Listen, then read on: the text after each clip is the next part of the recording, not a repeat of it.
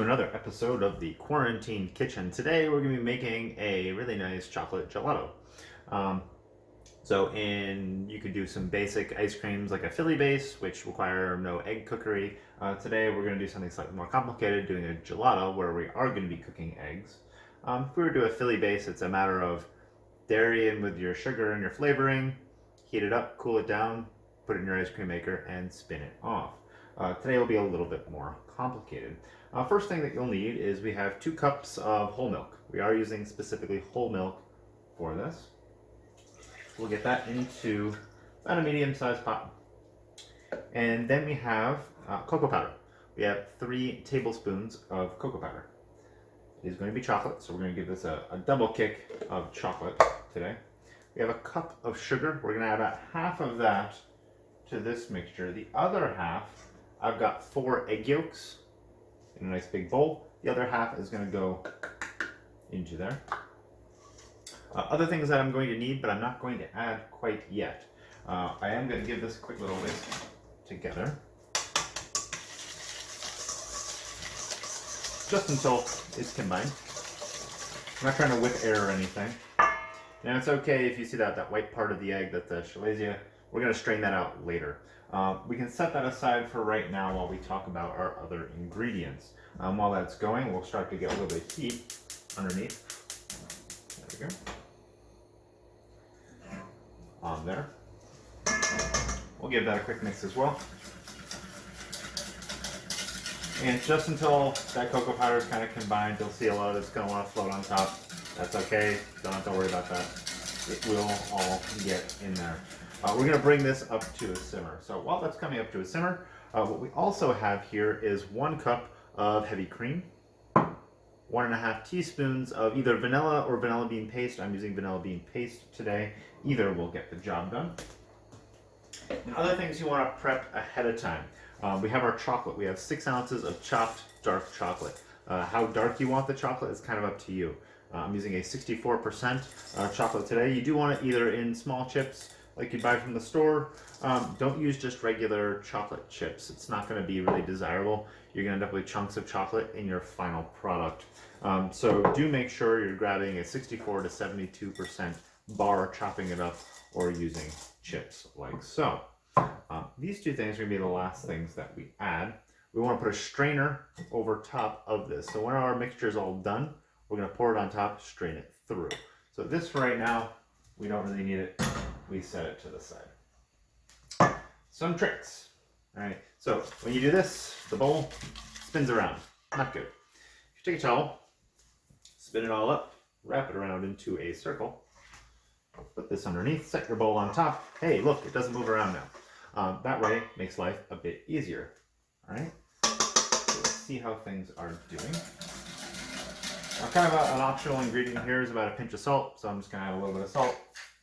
No, I'm not trying to make something salty here. It kind of extracts flavor. It also is going to help with the freezing process. We're doing something called tempering. So we're heating this up. If we were to add our eggs in straight with this, unless you were whipping this or using an immersion blender really fast, odds are you're going to unevenly coagulate your egg yolks and you're going to end up with chunks of egg. Not something we want. So we're going to be tempering, which just means that we're going to need to bring this to at least steam rising off the top, right? You don't really, of course my Alexa's going off. Alexa off. Things you can't plan on when you're cooking at home. So what you're going to do here is just steam rising off the top. That's really all you need because we're going to gradually heat this up. I am using room temperature eggs, room temperature dairy. Always when cooking, try to work with room temperature as much as possible, unless you're making something like pie dough where, heating it up would melt your butter, and that's something that you're not going to want to do. So this is just about there. Right. Again, make sure everything's already ready to go. With ice cream, once we get it in here, warm it up, put it back in the pot. If you don't have everything prepped, your odds are you're going to overcook those yolks on the bottom. Now, when we're dealing with gelato, there's going to be far less egg yolks than if we were doing a French style base. So the odds of you coagulating it is probably not going to happen. but do kind of be mindful of that. All right, so we're nice and warm. Good. A little too hot to handle. So what we're going to do here is we're going to whisk this in while we're pouring. If you can't do it by yourself, good time to have a bite. But that's why we have this towel underneath here. That's going to prevent it from moving around. It should make life a little bit easier. Pour it right down the side of the bowl. You want to get about half to 3/4 of it in there. Make sure you get all the egg that's on the side as well. Back on the burner.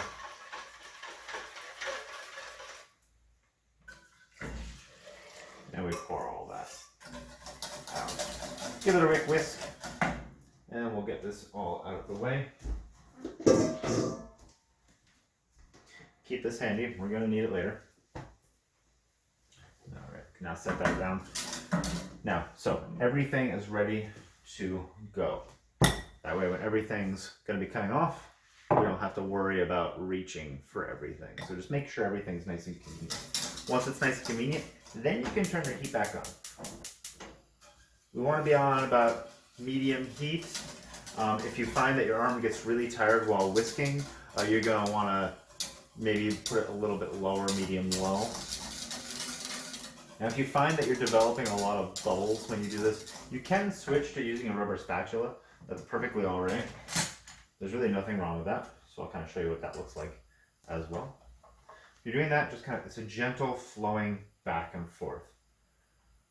Now what we're going to do is we're going to cook this to a nappe. Nappe is French. Basically what we're looking for is a slightly thicker than heavy cream consistency. And the way we test that is when a lot of these bubbles break off, we'll be able to pull this up, and you see how it's all kind of pouring off on here? We should be able to run our finger through it and hold a line that it's thickened ever so slightly.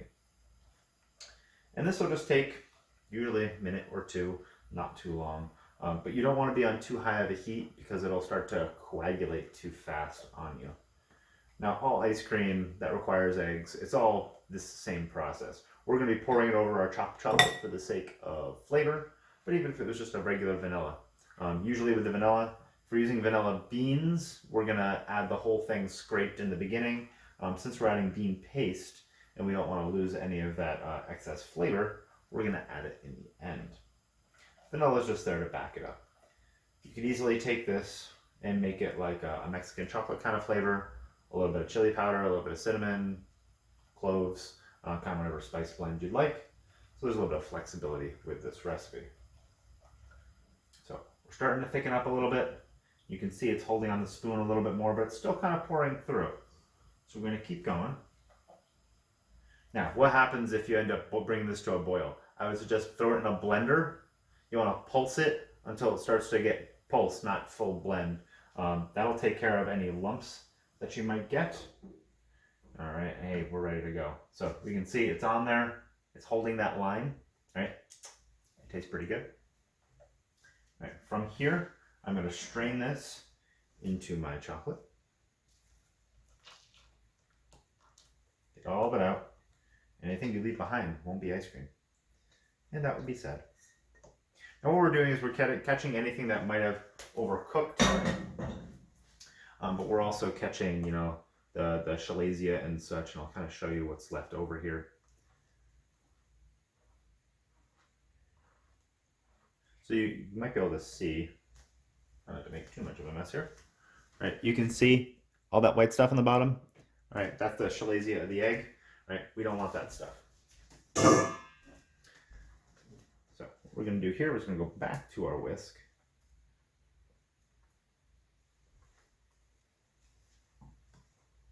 And we're going to start mixing in that chocolate. Don't put in the heavy cream yet, but what we can do is we can add our vanilla in. Good time to do that. If you add the heavy cream in too fast and it's a little cold, you're going to end up with something more of a chocolate chip consistency. We want to make sure all this chocolate is fully melted and blended in before we add that. Again, if you end up getting the chocolate chip consistency in a blender on low, it'll kind of puree it all out, so you'll be good to go. So we're just about there. And you'll notice it's going to be pretty thick now because we've added the chocolate. Not quite to like a ganache kind of consistency, but a thin chocolate sauce kind of consistency is what you will have. Once everything is really well incorporated, I'm using a glass bowl so I can really see what's happening here. I can add the rest of my heavy cream, whisking that in slowly. And there I have my ice cream base. So now the question is, how do I get from here to being ice cream? Or gelato for that matter. We need to chill this. We need to chill it down, preferably for at least 3 to 4 hours. You could put it on an ice bath if you're really in a pinch and you want to get ice cream going fast. You at least want to get it, bring it down to refrigerator temperature around 40 degrees Fahrenheit, and then you're going to follow the directions on your ice cream maker.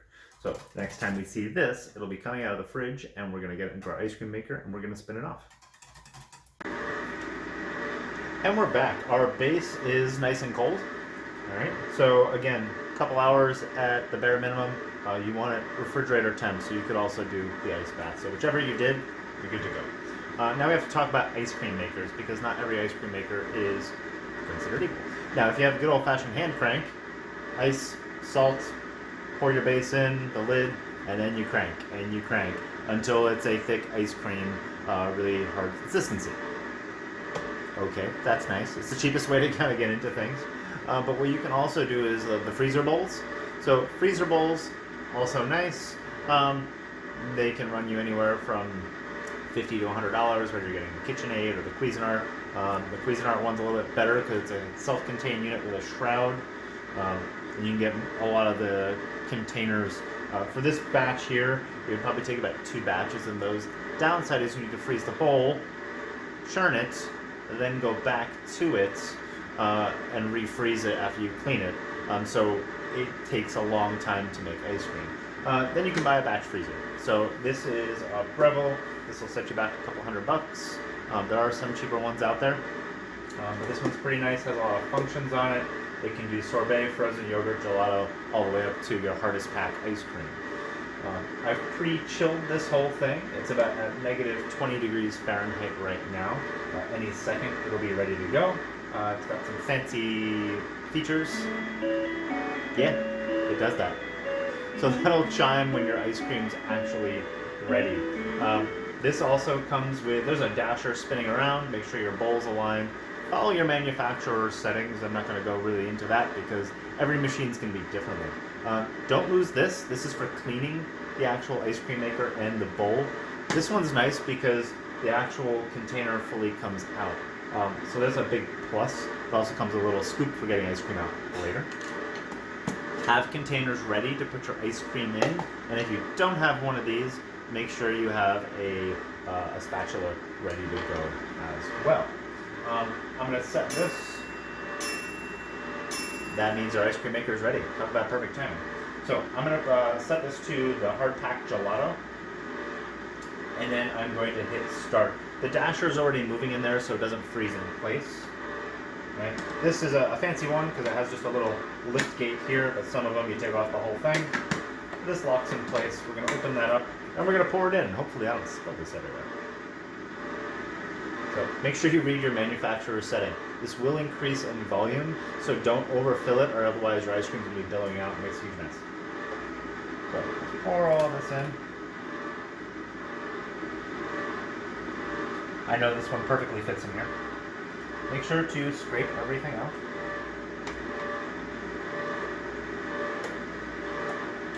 Like so.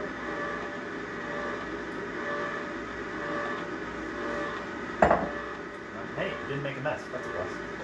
Alright, and this is just going to kind of do its thing. I have it on auto setting right now. You could do a manual setting. If you're doing the hand crank or you're using one of the machines that are the freezer bowl, they'll generally take about 20 to 25 minutes. The hand crank could take longer, depends on how fast you crank and how much salt you really used. My suggestion, if you are doing a hand crank, I would go buy some dry ice, crack it up, throw it in there. It'll actually freeze a lot faster. Another way to do things is if you have a stand mixer, you can take dry ice, break it up a little bit, and puree it in a food processor. So you have like snow, put your base in a mixer, paddle attachment, add that snow to there. Be careful because it's going to flash into CO2. Don't have your face over it. But that'll make really fast ice cream. You can make ice cream in less than a minute. With that, if you got liquid nitrogen, you can do it even faster in less than 30 seconds. Probably don't have that lying around. But we're going to let this go in this machine. Since this is the first time I've used it today, it's going to take anywhere from 15 to 20 minutes or so. When it's ready to go, we'll catch up with it. Alright, so our ice cream is just about to come out. With this one, the bars come all the way to the end. It tells you right where it's at. That tells me add mix-ins. So if I was going to add frozen brownie pieces, frozen fruit, and it's done. So what I can do from here is I'm going to put it in the keep cool option. That's going to keep the compressor going, keep everything going, but it's not going to spin it anymore. Like I was saying with the mix-ins, anytime you want to add something, whether it be brownie pieces, whether it be cookie dough, anything, make sure it's frozen ahead of time in pieces. I'm just doing a tray with some parchment or some foil. That way it's not trying to refreeze as it goes. It'll help churn it in. Also, if I wanted to add like caramel sauce or any type of chocolate sauce, you could melt down chocolate and stream that in so it breaks up into little pieces. So there's a lot of different options you could really have at the end of this. So make sure you have your containers ready, your scooping device ready. Lid comes off. Canister all comes out. So you want to work pretty fast with this. What I like to do is just pull this all off into the container first. It's going to be a little awkward, but do the best you can. Make less mess this way.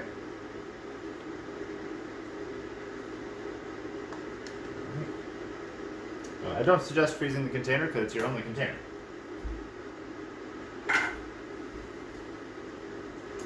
Good time to taste it.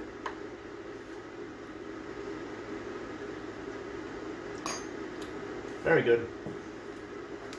Alright, now we gotta get it from point A to point B. Again, do this quickly. As fast as you can. Try to be neat about it. It's okay if it gets a little messy.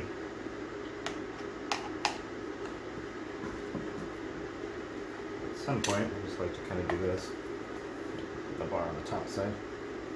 That way I can kind of just dump it all in. It's less convenient than a commercial ice cream maker, but it does get the job done, making a really nice ice cream.